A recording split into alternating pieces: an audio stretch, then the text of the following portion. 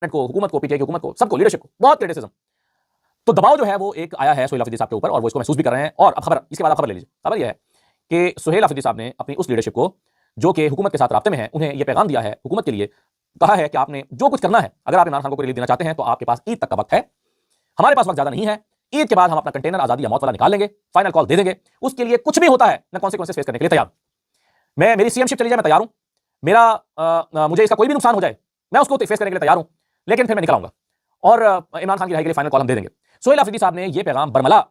PTI के उन लोगों के जरिए जो हुकूमत के साथ राब्ते में हैं, उनके जरिए उन्हें भिजवा दिया है कि भाई मैं भी अब मजबूर हूं, कुछ नहीं कर सकता, इमरान खान की रिहाई का मैंडेट ही मुझे मिला है, इसीलिए मुझे लाया गया है, इसीलिए लोग मुझसे तवक्को कर रहे हैं, यही लोगों की ख्वाहिश है और इमरान खान की रिहाई के लिए फिर मैं जो कुछ कर सकता हूं वो मैं करूंगा। घी टेढ़ी उंगली से निकले, आजादी या मौत का नारा लगाना पड़े, कुछ भी करना पड़े, आप संजीदा नहीं है, ट्रक की बत्ती के पीछे आपने लगाया हुआ है, आप एक अरसे से हमें बेवकूफ बना रहे हैं, अगर कुछ करना है तो कीजिए, नहीं करना तो हमें बताएं, हम अपना रास्ता लें। यह पैगाम वाज़ेह तौर पर सुहेल अफरीदी साहब ने भिजवा दिया है। अब हुकूमत इस बयान को कैसे लेती है और इसके नतीजे में क्या करती है, ये मेरा ख्याल है अगले, हुकूमत से मुराद आप समझ रही हैं कि मैं किसको कह रहा हूं। अब हुकूमत से